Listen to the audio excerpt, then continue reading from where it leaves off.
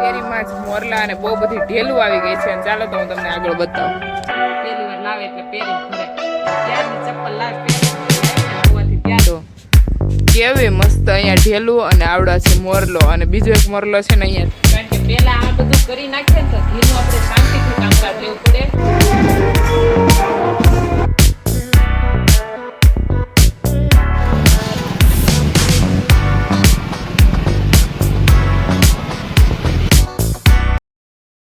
જય માં મોગલ, હર હર મહાદેવ. કેમ છો બધા? મજામાં જશો. અને આજે જો આપણે ગુરુવાર છે અને પ્રોડક્ટ અને ઘીના બંનેના પેકિંગ કરી અને મોકલવાના છે.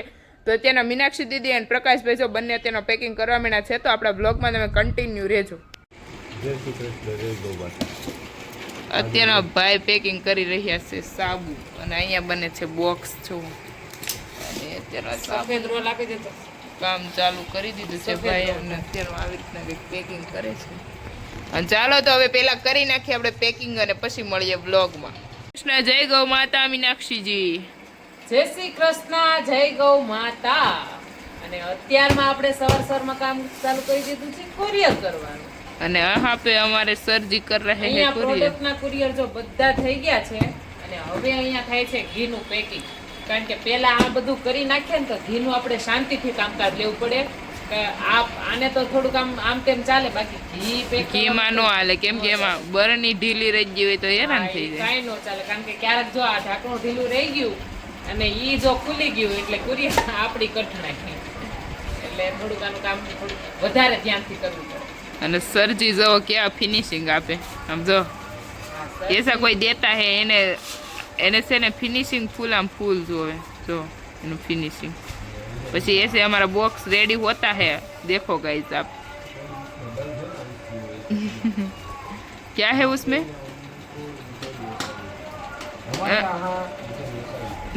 अरे यहाँ वहाँ તો ચાલો તો ભાઈ હવે આજનો પેકિંગ બધું કરી નાખીએ અને મીનાક્ષી દીદીને આપણે બનાવવા આપી દેવાના છે દૂધના સાબુ અને જોઈનો સ્ટોક. દૂધનો સ્ટોક ને તો ગાણ કાઢી નાખ્યો, પૂરા કરી નાખ્યા. હવે આગળ હિરલ લોહી પેન ચાલુ કરી દે. બેન હજી દૂધના સાબુ નથી બેન, ઓર્ડર આવશે તો હું દેવું. હા તો પછી એવું જ હોય ને. અને રાતે જો કાલે રેડી આપણે કર્યા હતા લીમડાના સાબુ, અહીં બધા પૂરા થઈ જાવ. થોડા કેવા છે એટલા એન્ડ એટલા. અને કેસુડાના તો છે હજી એમાં એટલે આ પેકિંગ કર્યા ને એટલો સ્ટોક તો છે ને ફટાફટ કર્યો. અને એમાં તો નોન સ્ટોપ ચાલુ જ રાખ્યા બનાવવાના. એટલે કેસુડાનો તો ફૂલ સ્ટોપ થઈ ગયો. હવે લીમડાના સાબુ અત્યારે આપણે સ્ટાર્ટ કરશું ને એટલે પેલા હવે લીમડો પૂરો કરી નાખો અને પછી આપણે બનાવવાના છે દૂધના સાબુ. અને એમાં પાછું ધ્યાન બહુ રાખવું પડે. કારણ કે હવે દૂધના સાબુ નથી. જેટલા બી ઓર્ડર આવે ને જેટલા દૂધના સાબુ ને એટલા ઓર્ડર આવે ને કે ગમે એટલા બનાવો તો વૈયા જ જાય છે. દૂધના સાબુ જ ન કરતા. ખબર નહીં બધા તને એને જ બહુ ગમતા. બાથરૂમમાં સારે પ્રકારના સાબુ રાખી દીધા જેથી ના હોય ને. જો અહીં ભાઈ હવે પેકિંગનું કામ ચાલુ છે ભાઈ. અને ચાલો તો હવે આ પેકિંગનું કામ પતાવીએ અને પછી આપણે મળીએ. Ready guys? રેડી નો રેડી? રેડી એમ કે રેડી.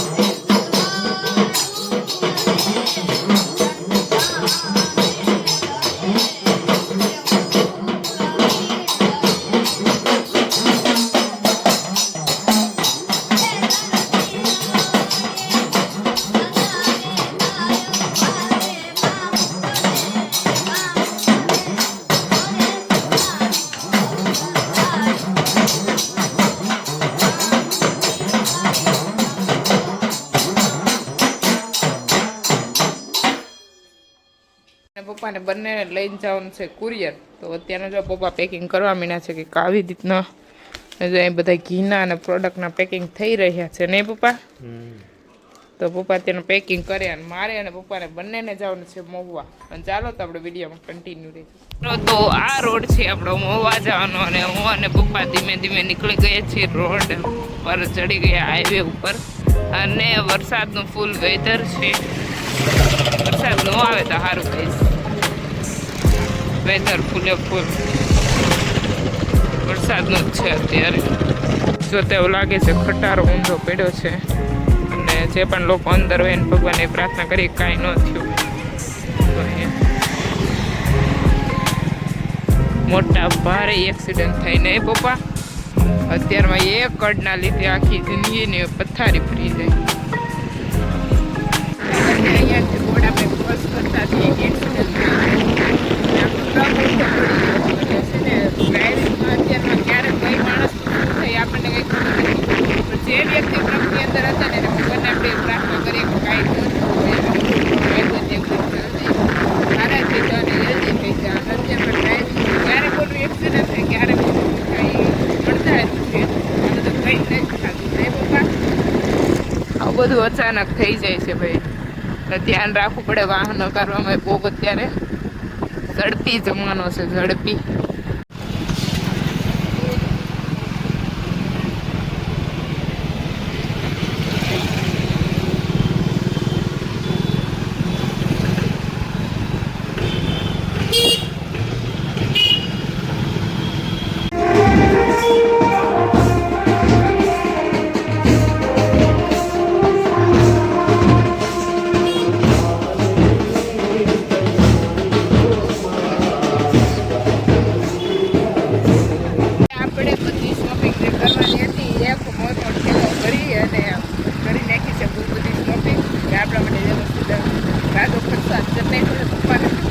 અને જો આપણી સ્કૂલ અને હોસ્ટેલ આવી ગઈ છે.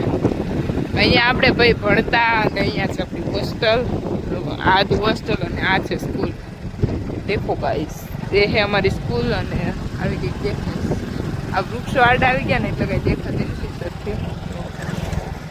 એ અમારા ગેટ.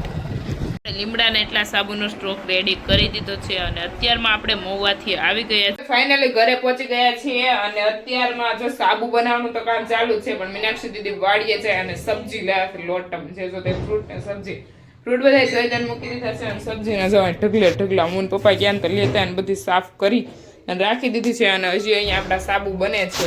અને અત્યારમાં જો આપણે મીનાક્ષી દીદીને જવાનું છે વાડીએ ગૌશાળાએ દૂધ લેવા માટે, કેમ કે પ્રકાશભાઈ નથી જવાનું. પ્રકાશભાઈ બીજું કામ છે. અને જો આપણે પ્રોડક્ટના પેકિંગ હતા ને બધા હું અને પપ્પા દઈ આવ્યા અને જે પણ શોપિંગ ઘર માટે કરવાની હતી ને બધી શોપિંગ કરતા આવ્યા. એટલે હમણાં બીજું કાંઈ ટેન્શન છે નહીં. અને જો મીનાક્ષી દીદી વાડીએ જવાની ફૂલ તૈયારી કરી રહ્યા છે, કેમ કે એને ગૌશાળાએ આજે દૂધ લેવા માટે જવાનું છે. અને બસ ચાલો તો કન્ટિન્યુ રહેજો આપણા વ્લોગમાં. જો મોટી બેન મેં નવા ચપ્પલ લીધા છો.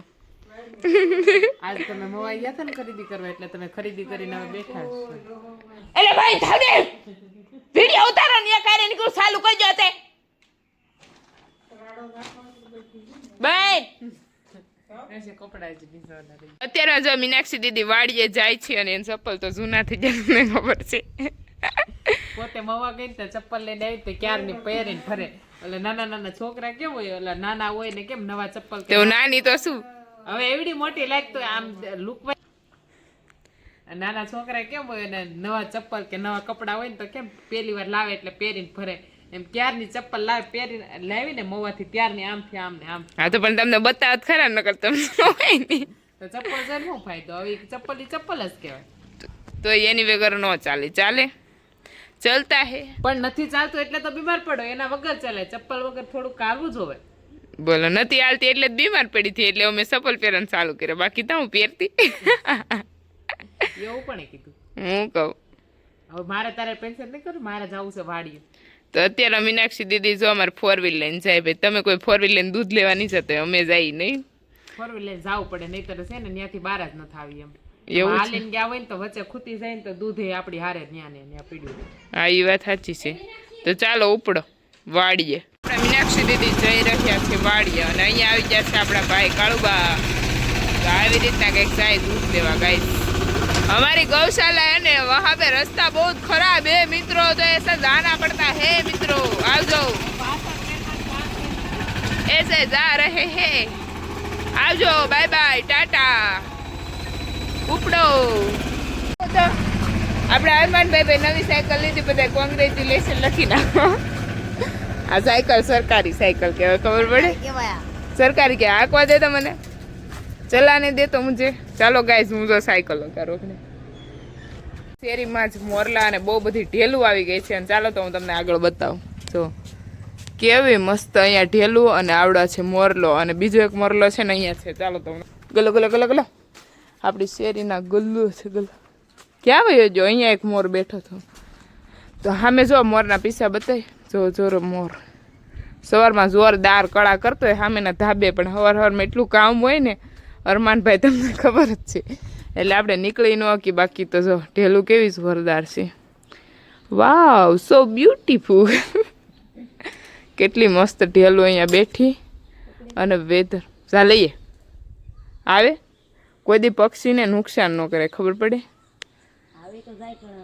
નહીં નહીં તો અત્યારમાં જો આપણે શેરીમાં આવ્યા હતા અને મોર અને ઢેલું આ ચોમાસાનું વાતાવરણ વચ્ચે એટલે મોર અને ઢેલું આપણે જોવા મળશે રોજની રોજ અને ટંકારા તો અમારે હરો મસ્ત થતા હોય અને અમે તો પ્રકૃતિના ખોળે રહી ભાઈ ગામડા જેવી તો મોજ નથી ક્યાંય અને સુકૂન એકદમ મસ્ત ગામડામાં મળે છે તો વહાં પે આ રહે હે ઋષિતા દીદી દેખો અત્યારમાં વાડીએથી આવી ગયા છે ઋષિ દીદી શું કરવા આજ આખો દિવસ કાંઈ નહીં કર્યું ખોટી એવું બને જ નહીં વાડીએ જાય એને કામ ન હોય જમી લીધું હતું તે ને મોબાઈલ જોયો ને આરામ કર્યો બસ બીજું કાંઈ નથી બસ એટલું જ કામ કર્યું એવું બને જ નહીં ગૌશાળા જાય ને માણસને પપ્પા ફ્રી જ ન રહેવાનું પપ્પા કામ છે મમ્મી હોય ને એટલે મમ્મી એકલા હોય એટલે તો હમથું વધારે કરાવવું પડે નહીં કામ કર્યું દેશે પણ એને ખોટા ગાપા મારતા આવડે કાંઈ નથી કર્યું એમ ચલો ગાઈસ તો એસા हमारे घर पे चलता रहता है